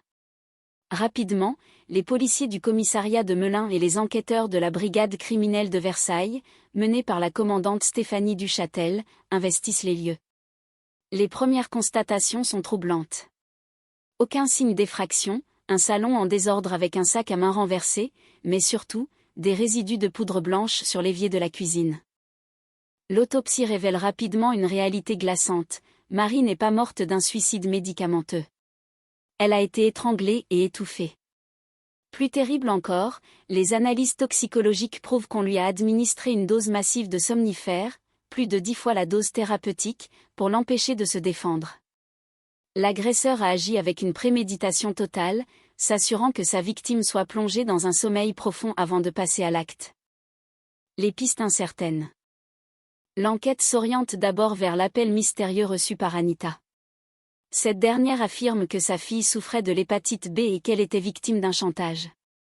Un maître chanteur lui aurait réclamé 200 € par mois pour ne pas diffuser des photos compromettantes. Cependant, les recherches informatiques et les analyses médicales contredisent cette version. Marie n'était atteinte d'aucune maladie transmissible et aucune trace de chantage n'apparaît sur son ordinateur. Anita oriente ensuite les soupçons vers un ancien petit ami, surnommé Junior. Le jeune homme est rapidement localisé et interrogé. Bien qu'il admette avoir eu une relation brève avec Marie et que celle-ci ait tenté de le retenir en inventant une grossesse imaginaire, la technologie l'innocente. Le bornage de son téléphone prouve qu'il se trouvait à des dizaines de kilomètres de Mincy au moment du crime. Le dossier piétine jusqu'à ce que les résultats ADN apportent un éclairage nouveau et inquiétant. On retrouve l'empreinte génétique d'Anita sous les ongles de Marie. Si la mère justifie cette présence par le fait qu'elle a étreint le corps de sa fille lors de la découverte, les experts soulignent que la présence d'ADN sous les ongles est souvent le signe d'une lutte désespérée. Le piège se referme. Le tournant décisif survient grâce à l'analyse de la téléphonie. L'appel anonyme reçu par Anita a été passé depuis une cabine téléphonique à Melun. L'enquêteur Michael Reinhardt découvre que l'appel a été effectué grâce à une carte prépayée achetée le matin même du meurtre dans un bar tabac. La chance sourit aux policiers, l'établissement dispose d'un système de vidéosurveillance performant. En visionnant les enregistrements du lundi 17 février, les enquêteurs scrutent l'heure exacte de la transaction. L'image est d'une clarté absolue. On y voit une femme acheter la carte téléphonique avec calme. Cette femme, c'est Anita Varnero. L'horreur de la machination se dévoile alors. Anita n'a pas reçu un appel du tueur, elle a elle-même mis en scène l'assassinat de sa propre enfant. Elle a quitté l'appartement après avoir tué Marie, s'est rendue à Melun pour passer l'appel anonyme vers son propre téléphone, afin de se forger un alibi et une histoire de vengeance extérieure. Placée en garde à vue, Anita finit par s'effondrer. Elle explique que les disputes incessantes au sujet du mode de vie de Marie l'avaient poussée à bout. Ce matin-là, après une énième altercation, elle aurait administré les somnifères à sa fille avant de l'étouffer pour mettre fin à ce qu'elle considérait comme une situation insupportable. Cette affaire laisse un village et des amis dans un deuil immense. Marie Varnero, le petit rayon de soleil de Mincy, a été victime de celle qui aurait dû la protéger. La justice devra désormais faire la lumière sur la complexité psychologique de cette mère de famille, dont l'acte tragique reste gravé dans l'histoire judiciaire de la région comme une trahison absolue des liens du sang. L'histoire que nous allons parcourir ensemble nous mène au cœur des passions humaines, des disparitions inquiétantes et des machinations qui semblent parfois sortir tout droit d'un scénario de cinéma. Pourtant, la réalité dépasse souvent la fiction, et la découverte de la vérité ne tient parfois qu'à un film ou à un détail infime. Bienvenue dans cet épisode de Chronique criminelle consacré à l'affaire Marie Varnero. Nous commençons notre récit à Mincy, un petit village paisible de Seine-et-Marne, situé à seulement 1 heure de Paris. En février 2014, ce calme apparent est brisé par une tragédie sans précédent. Marie Varnero, une jeune fille de 17 ans, est retrouvée sans vie dans son propre appartement. L'adolescente a été droguée puis étouffée. Sa mère, Anita, apparaît dévastée et affirme que sa fille était la proie d'un odieux chantage. Cependant, les enquêteurs vont rapidement réaliser que la vérité est à la fois plus simple et beaucoup plus tragique qu'ils ne l'imaginaient. Que s'est-il réellement passé derrière les murs de ce petit appartement? Anita, la mère de famille, a-t-elle vraiment dit tout ce qu'elle savait? La réponse, aussi terrible qu'inattendue, se cache dans les méandres de cette enquête judiciaire. Mincy est une commune typique qui compte près de 2000 habitants. Pour Clément Suguet, un ami proche de Marie, c'est un village avec un clocher au milieu, un endroit assez isolé malgré la proximité de Melun. Jean-François Calto, journaliste, décrit ce lieu comme une zone résidentielle traditionnelle réputée pour sa quiétude. C'est ici que Marie a grandi. À 17 ans, elle profite de la vie avec ses meilleurs amis, Sylvain et Clémence. Sylvain se souvient de leur rencontre sur les bancs du collège en classe de français, où ils riaient de blagues simples. Marie était une amie loyale, sincère et profondément gentille. Elle possédait un sourire communicatif, un véritable rayon de soleil pour son entourage, même si elle gardait au fond d'elle une part de solitude. La structure familiale de Marie est particulière. Elle vit seule avec sa mère, Anita, et n'a jamais connu son père. Marie est née d'une brève relation sentimentale. Anita affirme que le père a disparu, tandis que ce dernier prétend qu'Anita l'a empêché de voir sa fille. Au quotidien, Anita peut compter sur sa propre mère qui habite à proximité. Cependant, depuis 5 ans, Anita est moins présente car elle a refait sa vie avec un nouveau compagnon. Elle laisse Marie vivre seule dans l'appartement tout en passant quotidiennement pour s'occuper du ménage, remplir le réfrigérateur et payer les factures. Pour Marie, cette indépendance est une aubaine. Elle reçoit ses amis, ils mangent du chocolat et écoutent Michael Jackson. Mais cette situation interroge son entourage. En septembre 2013, Marie décide de quitter le lycée pour étudier par correspondance. Elle prend cela très au sérieux, souhaitant obtenir son baccalauréat pour se stabiliser dans la vie active. Cette décision inquiète toutefois Anita, qui a elle-même quitté l'école très tôt et craint que sa fille ne reproduise ses erreurs. C'est un sujet de discorde majeur, tout comme le mode de vie décalé de Marie qui vit la nuit et dort le jour. Marie passe de longues heures sur les réseaux sociaux, discutant avec des inconnus jusqu'à l'aube. La relation entre la mère et la fille est celle d'une adolescente rebelle et d'une mère cherchant à garder le contrôle. Malgré les tensions, l'amour est présent, mais la compréhension manque. Le drame survient le 17 février 2014, 3 jours avant le 18e anniversaire de Marie. Anita est chez sa mère quand elle reçoit un appel téléphonique glaçant. Une voix lui annonce qu'on a tué sa fille parce qu'elle les aurait contaminés. Prise de panique, Anita se précipite vers l'appartement de Marie. Elle découvre la porte ouverte et, à l'étage, le corps de Marie sans vie sur son lit. La tête de l'adolescente est enveloppée dans une tête d'oreiller et des coussins recouvrent son visage. Anita s'effondre sur sa fille tandis que la grand-mère court appeler les secours. La police de Melun et la brigade criminelle de Versailles, menée par la commandante Stéphanie Duchâtel, arrivent sur les lieux. La jeunesse de la victime marque profondément les enquêteurs. Les premières constatations révèlent qu'il n'y a aucune trace d'effraction. Le corps de Marie est étendu, simplement vêtu d'une petite culotte. Dans le salon, des objets jonchent le sol, suggérant un certain désordre, mais les autres pièces sont impeccables. Anita reste prostrée, fumant cigarette sur cigarette. Dans la cuisine, des résidus de poudre de médicaments sur l'évier font d'abord penser à un suicide. Cependant, le médecin légiste balaie cette hypothèse. Les hématomes à l'intérieur des lèvres et les traces sur la gorge indiquent une strangulation et un étouffement. Le crime est confirmé. Anita parle alors de l'appel reçu concernant une prétendue contamination, car Marie souffrait de l'hépatite B. Mais une maladresse d'Anita complique l'enquête, elle efface par réflexe tout le contenu de son téléphone avant de le remettre aux policiers. L'absence du portable et des clés de Marie intrigue les enquêteurs. L'autopsie confirme que Marie est morte entre 9h et midi le jour même. Elle a également absorbé une dose létale de zolpidem, un somnifère puissant, plus de 10 fois la dose thérapeutique. Elle a été droguée pour ne pas pouvoir se défendre. Le crime est donc requalifié en assassinat avec préméditation. Étrangement, les analyses médicales révèlent que Marie n'avait aucune maladie transmissible, invalidant le motif de la contamination évoqué lors de l'appel anonyme. L'enquête s'oriente d'abord vers la piste d'un chantage. Anita prétend que Marie était rançonnée à cause de photos dénudées. Elle aurait donné 200 € par mois à sa fille pour faire taire le maître chanteur. Mais les recherches sur l'ordinateur et les comptes bancaires ne donnent rien. Ensuite, Anita pointe du doigt un ancien petit ami nommé Junior. Ce dernier est interrogé, mais son téléphone borne à des dizaines de kilomètres au moment des faits. Il est totalement blanchi. Le tournant de l'affaire arrive avec les analyses génétiques. On retrouve l'ADN d'Anita sous les ongles de Marie. Bien qu'Anita explique cela par ses gestes de désespoir en découvrant le corps, l'absence de tout autre ADN suspect soulève des doutes. Les enquêteurs se concentrent alors sur l'origine de l'appel anonyme. Ils découvrent qu'il provient d'une cabine téléphonique à Melun, passé grâce à une carte achetée le jour même dans un bar tabac. Grâce à la vidéosurveillance de l'établissement, les policiers vont enfin pouvoir mettre un visage sur la personne qui a acheté cette carte et percer le mystère de la mort de Marie Varnero.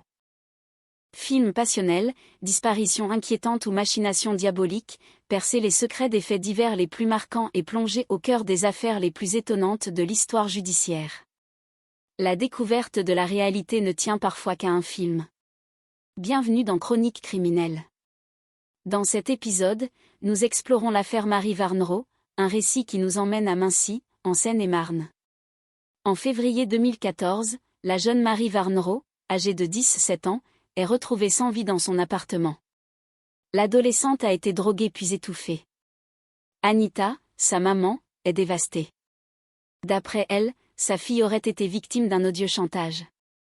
Pourtant, les enquêteurs vont découvrir que la vérité est à la fois plus simple, mais aussi beaucoup plus tragique qu'ils ne l'imaginaient.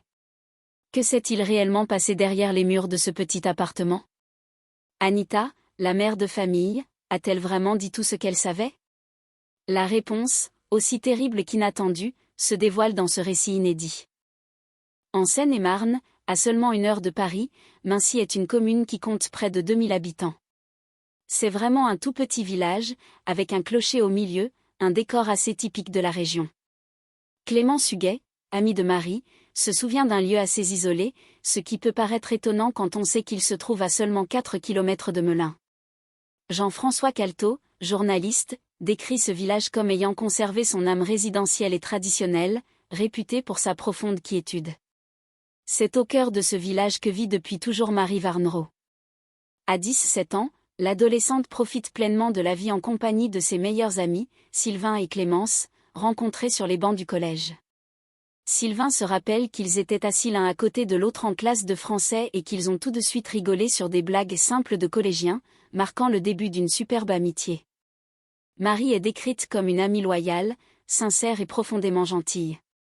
Elle possède un grand sourire communicatif qui illumine son entourage.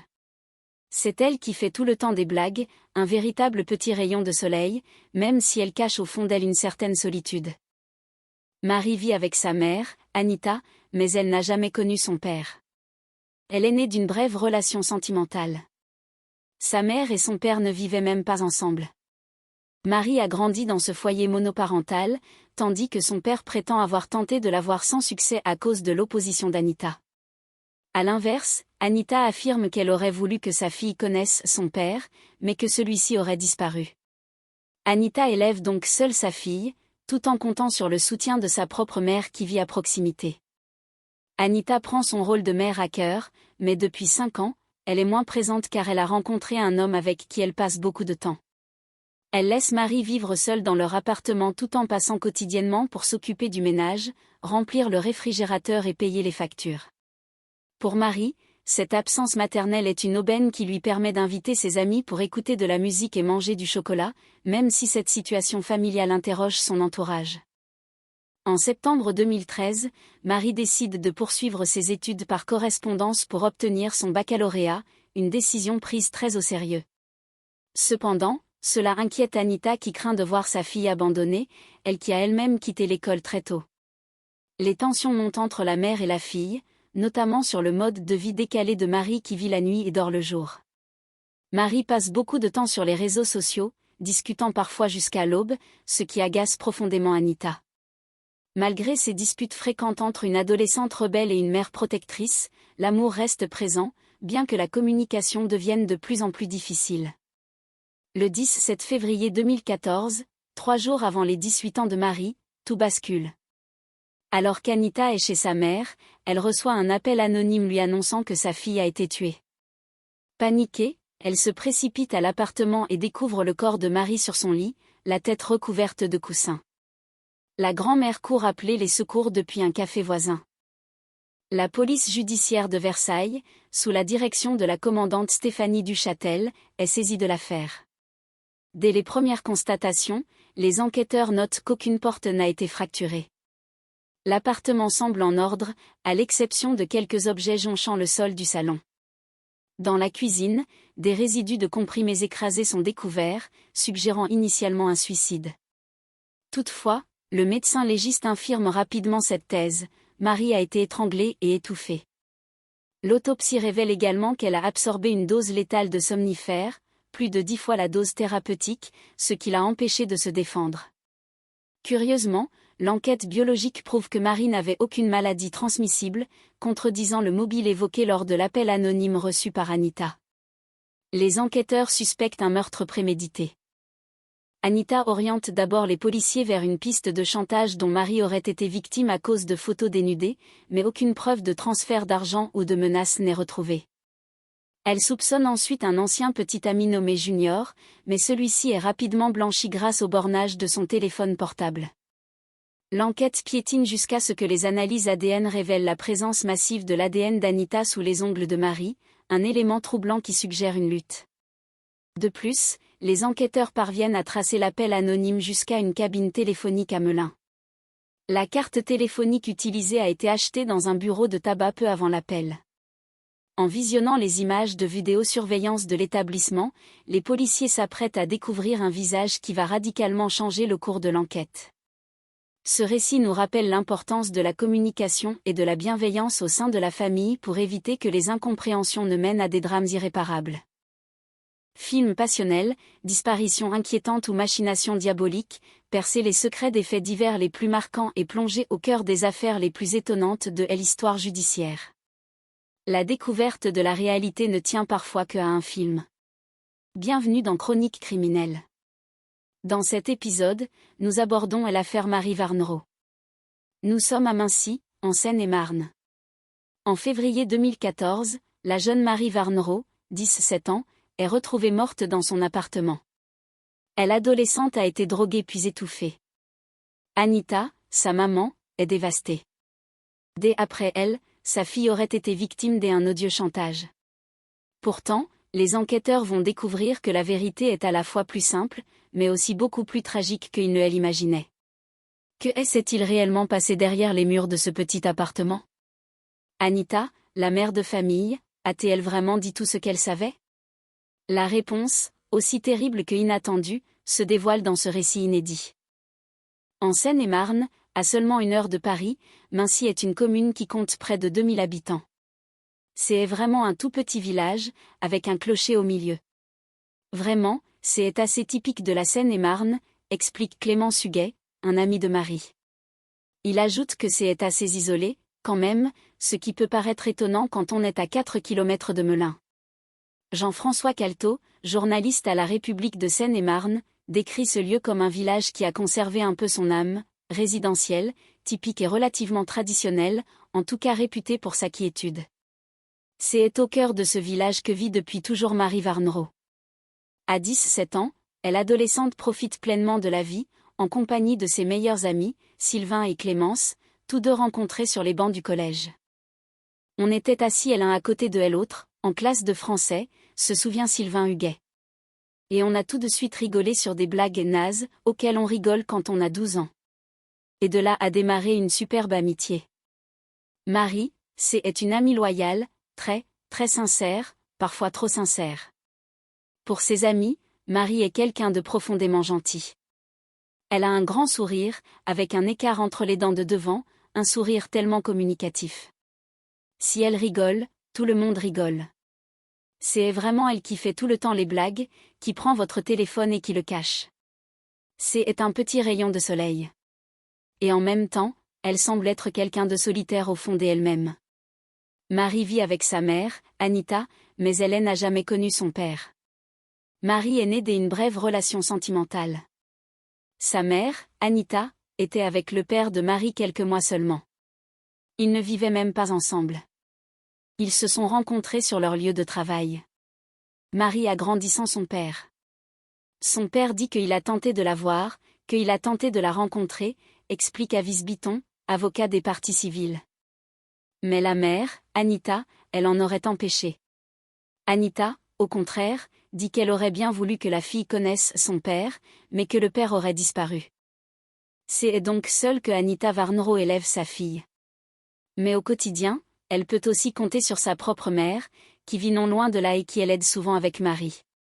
Elle prend pleinement son rôle de mère à cœur, puisque c'est elle qui va élever sa fille. Cependant, depuis 5 ans, la mère de famille est moins présente pour sa fille. Et pour cause, elle a rencontré un homme et passe beaucoup de temps avec lui. Anita Varnro laisse sa fille vivre dans leur appartement toute seule pendant qu'elle vit avec son compagnon. La mère de Marie passe très régulièrement, quotidiennement, pour passer à l'aspirateur, remettre à manger dans le frigo et l'emmener, par exemple, à l'école. Elle est là apparemment tous les jours pour apporter les produits de base et la nourriture. C'est elle aussi qui honore les factures et qui paye le loyer. L'absence de sa mère est perçue comme une aubaine pour Marie. La jeune fille en profite pour inviter régulièrement ses amis chez elle. On est venu assez souvent chez elle et on s'est toujours très bien amusé, se rappelle un proche. C'était toujours un bonheur de venir avec elle. On se retrouve dans l'appartement, on mange du chocolat et on écoute Michael Jackson. Mais en même temps, il y a quand même cette situation familiale qui fait qu'on s'interroge sur ce qui se passe dans sa vie. En septembre 2013, Marie prend une décision radicale. Elle décide de ne plus aller au lycée et de poursuivre ses études par correspondance. Studieuse, la jeune fille met alors tout en œuvre pour obtenir son baccalauréat. C'est quelque chose qu'elle a pris très au sérieux. Elle a vu plusieurs fois avec ses bouquins sur la table, relire des fiches. Elle essaie de rester accrochée à ses études et de viser un diplôme pour pouvoir être plus stable dans la vie active plus tard. Mais ses cours par correspondance inquiètent sa mère. Elle craint de voir Marie abandonner en cours des années. Elle est désespérée quand elle découvre que sa fille ne va plus au lycée. Elle-même a abandonné ses études très tôt, en 6e. Anita est quelqu'un qui n'a pas de diplôme. Elle vit de petits boulots, elle va faire des ménages dans des résidences autour de chez elle. Elle se dit donc qu'elle n'a pas envie de voir sa fille renouveler la même bêtise. Entre elles, c'est un vrai sujet de discorde. Les études ne sont pas les seules sources de disputes. Anita reproche aussi à l'adolescente d'être trop fêtarde. Il y a des tensions sur les modes de vie, notamment le fait que Marie Varnro vit en horaire décalé. Elle dort le jour, elle vit la nuit.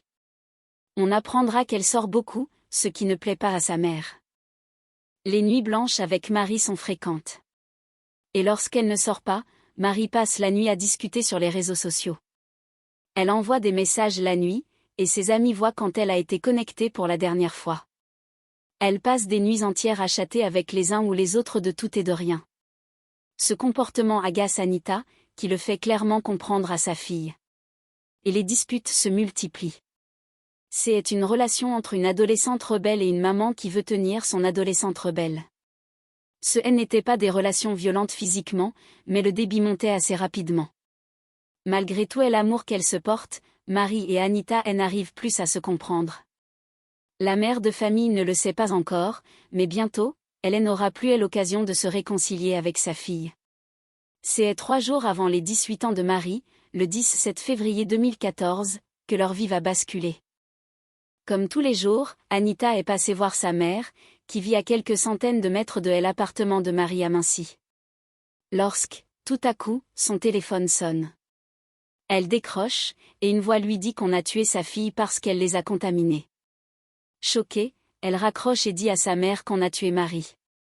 Anita se met à crier, demande à sa mère de venir vite car ils ont fait du mal à Marie. Les 2 femmes se précipitent vers le domicile de Marie. Anita part directement pour vérifier si ce qu'on lui a dit au téléphone est vrai, tandis que la grand-mère essaie de suivre comme elle peut. Lorsque la mère de famille pénètre chez l'adolescente, c'est une scène des horreurs qui l'attend. La porte de sa fille est ouverte, comme si quelqu'un était rentré puis sorti précipitamment. L'appartement est composé d'un rez-de-chaussée et d'un étage. La chambre de Marie est à l'étage. Anita monte et découvre le corps de Marie, sans vie, sur son lit. Marie a la tête emballée dans une tête d'oreiller. Des coussins lui recouvrent également le visage. Anita se jette sur le corps de sa fille, elle enlace, la secoue et pleure. Mais ce n'est pas elle qui appelle les secours. C'est la grand-mère qui sort de la maison et se rend au café des en face pour appeler les secours. Des policiers du commissariat de Melun arrivent aussitôt sur les lieux. Ils ne peuvent que constater la mort de la jeune fille de 17 ans. Immédiatement, ils jugent ce décès suspect. Le parquet saisit la brigade criminelle de Versailles. La commandante de police Stéphanie Duchâtel se souvient parfaitement du moment où elle a été avertie du drame. En milieu des après-midi, elle est appelée par le représentant du parquet. Vu le caractère mystérieux de la mort de Marie, la brigade criminelle commence son travail. La particularité est la jeunesse de la victime, car Marie n'a pas encore 18 ans. Les enquêteurs partent immédiatement pour Mincy. À leur arrivée, ils définissent les rôles, certains auditionnent les témoins, des autres commencent les constatations à l'intérieur de l'appartement. Dès leur arrivée, les policiers notent qu'aucune porte n'est fracturée. La porte des entrées et la porte de l'appartement de la victime sont intactes. Alors que la mère de la victime attend des informations, les enquêteurs se rendent à l'étage. Le corps de Marie est étendu, en petite culotte seulement, sur son lit. En attendant les conclusions du médecin légiste, les policiers inspectent le reste de l'appartement. Dans le salon, des objets jonchent le sol. Un sac à main est renversé. Les autres pièces, cuisine, salle de bain et toilette, ne sont pas dérangées. Il n'y a pas de traces de lutte particulière. Anita assiste aux investigations sans rien dire, assise sur une chaise en fumant des cigarettes. Dans la cuisine, un premier élément retient l'attention, des résidus de comprimés écrasés sur l'évier. La police remarque des traces de poudre qui pourraient laisser penser à un suicide médicamenteux. L'hypothèse du suicide est envisagée compte tenu du tempérament parfois dépressif de Marie. Mais après les premières constatations du légiste, l'hypothèse du suicide s'effondre. Le décès est d'origine criminelle. Le médecin légiste constate des hématomes à l'intérieur des lèvres et sur les gencives, ainsi que des traces au niveau de la gorge. Marie a été étranglée et étouffée. L'appel reçu par Anita n'était donc pas un canular. Anita parle aux enquêteurs de cet appel où le tueur dit avoir tué Marie à cause d'une contamination. Anita explique que sa fille souffrait de l'hépatite B depuis plusieurs mois. Il est donc plausible qu'elle ait pu transmettre ce virus. Les policiers demandent le téléphone d'Anita pour remonter la trace de cet appel. Mais Anita commet une terrible maladresse. Avant de remettre son téléphone, elle fait une fausse manipulation qui vide tout le contenu de l'appareil. Elle explique qu'elle efface systématiquement son journal des appels par réflexe. Cela complique les investigations, et le portable est envoyé dans un service spécialisé. Par ailleurs, le téléphone portable de l'adolescente et son trousseau de clés ont disparu, ce qui intrigue les enquêteurs. Le corps de Marie est autopsié le 18 février 2014. Il est confirmé que Marie est morte étranglée. L'autopsie révèle également que Marie a absorbé une dose létale d'un hypnotique, le zolpidem, soit plus de 10 fois la dose thérapeutique. Avant d'être étranglée, elle a été droguée pour l'empêcher de bouger et de se défendre. La prise de médicaments explique l'absence de traces de lutte. Marie était probablement dans un sommeil très profond ou un coma au moment de l'étranglement. Cependant, les conclusions du légiste remettent tout en cause concernant le mobile. Marie n'avait aucune maladie transmissible. L'autopsie et les analyses biologiques prouvent qu'elle n'était pas malade.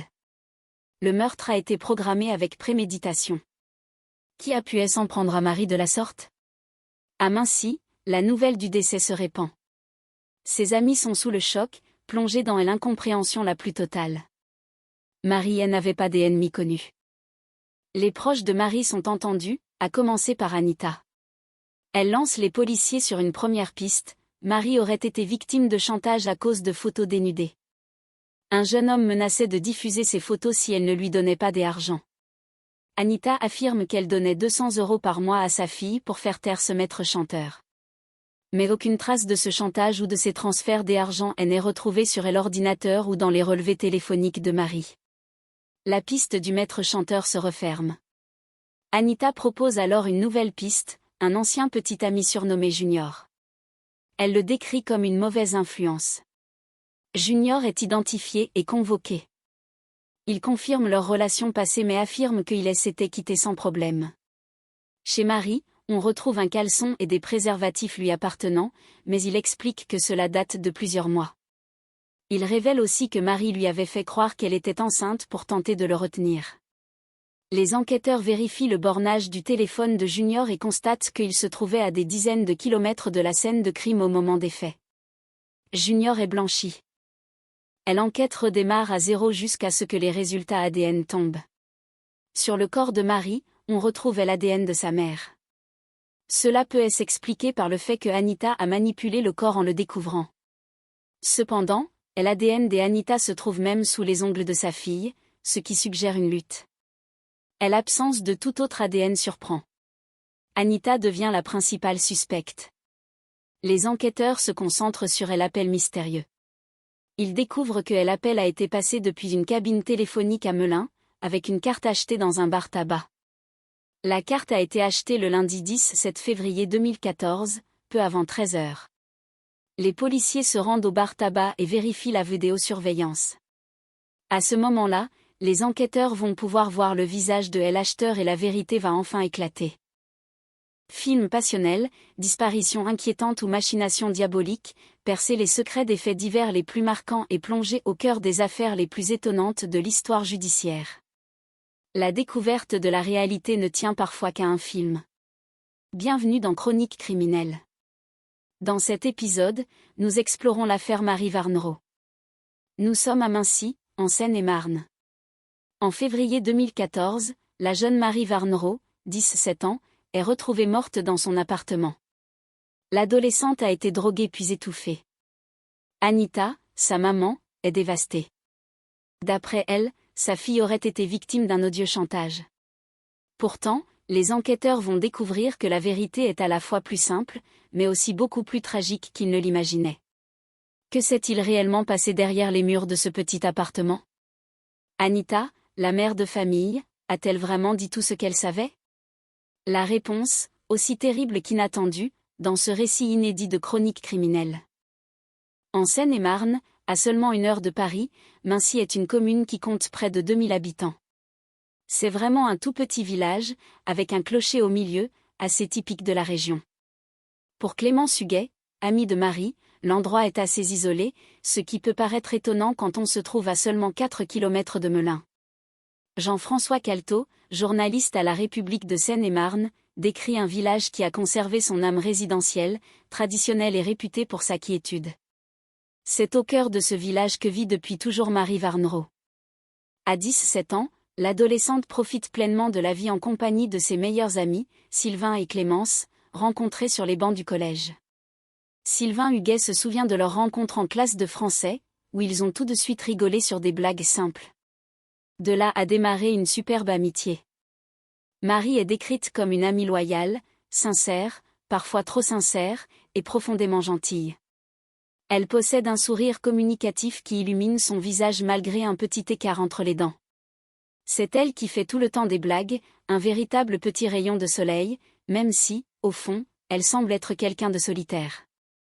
Marie vit avec sa mère, Anita, mais elle n'a jamais connu son père. L'adolescente est née d'une brève relation sentimentale de quelques mois. Anita et le père de Marie se sont rencontrés sur leur lieu de travail mais n'ont jamais vécu ensemble. Marie a grandi sans cette figure paternelle. Maître Avis Biton, avocat des parties civiles, note que le père prétend avoir tenté de la voir, tandis qu'Anita affirme qu'il aurait disparu. C'est donc seule qu'Anita Warneraud élève sa fille, tout en comptant sur l'aide de sa propre mère qui vit non loin de là. Anita prend son rôle de mère à cœur, mais depuis 5 ans, elle est moins présente car elle a rencontré un homme avec qui elle passe beaucoup de temps.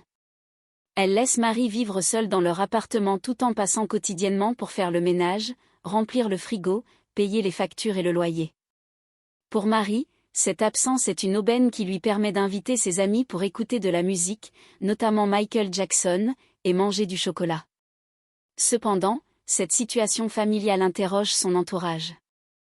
En septembre 2013, Marie décide de ne plus aller au lycée pour poursuivre ses études par correspondance. Elle prend cela très au sérieux, relisant ses fiches pour obtenir son baccalauréat et se stabiliser dans la vie active. Mais ce choix inquiète Anita, qui a elle-même quitté l'école très tôt, dès la classe de 6e. Sans diplôme et vivant de petits boulots de ménage, Anita ne veut pas que sa fille commette la même erreur. C'est un sujet de discorde permanent, tout comme le mode de vie décalé de Marie qui vit la nuit et dort le jour. Marie passe ses nuits sur les réseaux sociaux ou à discuter sur Internet, ce qui agace profondément sa mère. Les disputes se multiplient entre cette adolescente rebelle et cette mère qui tente de garder le contrôle. Malgré les tensions, un lien d'amour profond existe entre elles, mais elles n'arrivent plus à se comprendre. Le drame survient le 17 février 2014, 3 jours avant les 18 ans de Marie. Anita est chez sa mère quand son téléphone sonne. Une voix lui annonce alors qu'ils ont tué sa fille parce qu'elle les aurait contaminés. Paniquée, Anita hurle et se précipite vers l'appartement de Marie, suivie par la grand-mère.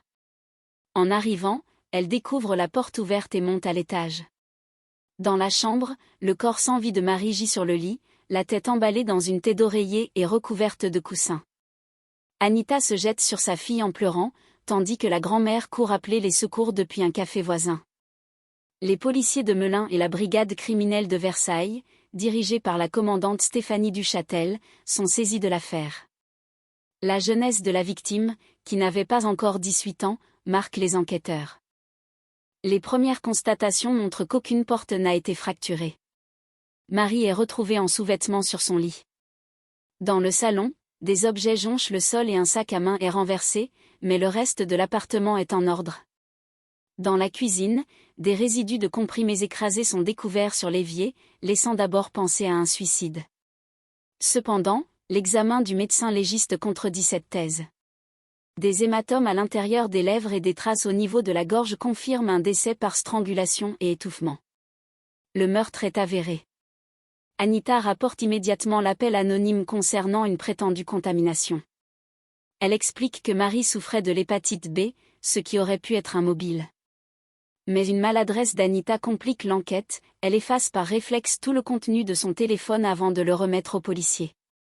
De plus, le téléphone portable et les clés de Marie ont disparu. L'autopsie révèle que Marie est morte entre 9h du matin et midi. Elle a absorbé une dose létale de zolpidem, un somnifère, correspondant à plus de 10 fois la dose thérapeutique.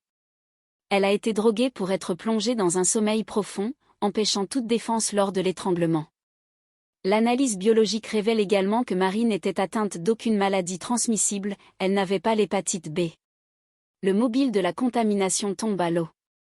L'enquête s'oriente vers un assassinat prémédité. Les amis de Marie, Clémence, Mohamed et Sylvain, sont sous le choc. Ils ne connaissaient aucun ennemi à la jeune fille. Anita oriente d'abord les soupçons vers un maître chanteur qui aurait possédé des photos compromettantes de Marie, mais aucune preuve de ce chantage n'est trouvée. Elle désigne ensuite un ancien petit ami, Junior. Ce dernier est interrogé. Il reconnaît avoir eu une relation avec Marie et mentionne qu'elle avait inventé une grossesse imaginaire pour le retenir, mais son alibi est solide, son téléphone bornait loin de Mincy au moment des faits. Il est totalement blanchi. Le tournant de l'enquête survient avec les analyses ADN. On retrouve l'ADN d'Anita sous les ongles de Marie, ce qui suggère une lutte. Plus troublant encore, les enquêteurs parviennent à retracer l'appel anonyme. Il a été passé depuis une cabine téléphonique à Melun avec une carte achetée dans un bar tabac le jour même du meurtre. Grâce à la vidéosurveillance du commerce, les policiers découvrent avec stupeur le visage de la personne qui a acheté la carte et passé l'appel. Dans le calme apparent de la Seine-et-Marne, là où les clochers dessinent l'horizon et où les villages semblent figés dans une éternelle tranquillité, se cachent parfois des récits qui bousculent l'âme humaine. Bienvenue dans cet univers où la réalité dépasse souvent la fiction, un voyage au cœur de l'histoire judiciaire pour percer les secrets des faits divers les plus marquants. Aujourd'hui, nous tournons les pages d'une chronique consacrée à l'affaire Marie Warneraud, une histoire qui nous transporte à Mincy en février 2014. Mincy est une commune charmante de près de 2000 habitants, située à seulement 1 heure de Paris. C'est un petit village typique, réputé pour sa quiétude et son âme résidentielle traditionnelle. Pour Clémence Huguet, un ami proche, c'est un endroit un peu isolé mais paisible, à seulement 4 km de Melun. C'est ici que Marie Warneraud, une adolescente de 17 ans, croquait la vie à pleines dents. Marie était l'image même de la joie, un sourire communicatif avec un petit écart entre les dents, une amie loyale et sincère. Sylvain Huguet se souvient de leur rencontre au collège, sur les bancs de la classe de français, où leur amitié est née de rires partagés sur des blagues simples de collégiens. Marie vivait une existence ponctuée de moments heureux avec ses amis Clémence et Sylvain. Elle aimait les choses simples, comme écouter Michael Jackson ou partager du chocolat.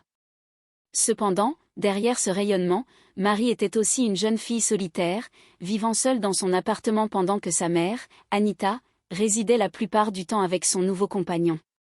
Anita, bien que moins présente physiquement, veillait au quotidien de sa fille, apportant la nourriture, faisant le ménage et payant les factures. En septembre 2013, Marie avait choisi de poursuivre ses études par correspondance pour obtenir son baccalauréat. Elle était studieuse et prenait ses fiches de révision très au sérieux. Ce choix inquiétait Anita, qui n'avait pas de diplôme et craignait de voir sa fille abandonnée. Cette situation, ajoutée au mode de vie décalé de Marie qui vivait la nuit et dormait le jour, créait des tensions classiques entre une mère protectrice et une adolescente rebelle. Malgré ces disputes, l'amour entre elles restait profond. Le 17 février 2014, tout bascule. Anita reçoit un appel étrange sur son téléphone portable. Une voix lui annonce que sa fille a été tuée à cause d'une prétendue contamination. Prise de panique, Anita court vers l'appartement de Marie avec la grand-mère de la jeune fille. En arrivant, elle découvre une scène insoutenable. Marie repose sans vie sur son lit, le visage recouvert de coussins. Les secours et les policiers du commissariat de Melun arrivent rapidement. La brigade criminelle de Versailles, dirigée par la commandante Stéphanie Duchâtel, est saisie de l'affaire. L'enquête commence par une analyse minutieuse des lieux. Aucune porte n'a été fracturée, ce qui suggère que l'auteur connaissait les lieux où que Marie lui avait ouvert. Dans le salon, un sac à main renversé jonche le sol, mais le reste de l'appartement est en ordre. Initialement, la présence de poudre de comprimé sur l'évier laisse envisager un suicide, mais le médecin légiste dissipe vite cette idée. Marie a été étranglée et étouffée. Plus troublant encore, l'autopsie révèle qu'elle avait absorbé une dose létale de zolpidem, un somnifère puissant, plus de 10 fois la dose thérapeutique. Elle a été droguée pour l'empêcher de se défendre avant d'être assassinée. L'appel reçu par Anita parlait de contamination par l'hépatite B, une maladie dont Marie souffrait effectivement. Pourtant, les analyses biologiques prouvent que Marie n'était pas contagieuse au moment de sa mort. Le tueur a agi avec une préméditation glaçante, construisant un plan machiavélique pour s'assurer que l'adolescente ne survive pas. Les enquêteurs explorent plusieurs pistes. Anita évoque d'abord un chantage dont Marie aurait été victime à cause de photos dénudées. Elle prétend avoir donné de l'argent à sa fille pour faire taire un maître chanteur anonyme. Cependant, aucune trace de cet argent ou de ces photos n'est retrouvée dans l'ordinateur de la victime. Une autre piste mène à Junior, un ancien petit ami du quartier du 93. Anita le soupçonne d'être une mauvaise influence. Junior est entendu et explique que Marie avait inventé une grossesse imaginaire pour le retenir. Mais les relevés téléphoniques prouvent que Junior se trouvait à des dizaines de kilomètres de Mincy lors du crime. Il est totalement blanchi. L'enquête stagne jusqu'à ce que les analyses génétiques apportent un éclairage nouveau. L'ADN d'Anita est retrouvé sous les ongles de Marie. Bien qu'Anita prétende avoir manipulé le corps par désespoir, l'absence de tout autre ADN étranger sur la scène de crime soulève des questions. Les policiers décident alors d'étudier l'origine de l'appel mystérieux reçu par Anita. Ils remontent jusqu'à une cabine téléphonique située à Melun. L'appel a été passé avec une carte téléphonique achetée le jour même dans un bar-tabac local. Grâce à la vidéosurveillance de l'établissement, les enquêteurs découvrent une vérité inattendue. L'image enregistrée montre une personne familière effectuant l'achat de la carte. Cette découverte marque un tournant décisif dans l'affaire Marie Warneraud. Le voile se lève sur les événements de ce tragique matin de février, révélant que derrière les apparences de la douleur maternelle se cachait une réalité complexe. La justice, avec patience et détermination, finit toujours par apporter la lumière, même dans les recoins les plus sombres de l'âme humaine. Cette histoire nous rappelle la valeur de la sincérité et l'importance de protéger ceux que nous aimons avec bienveillance et vérité.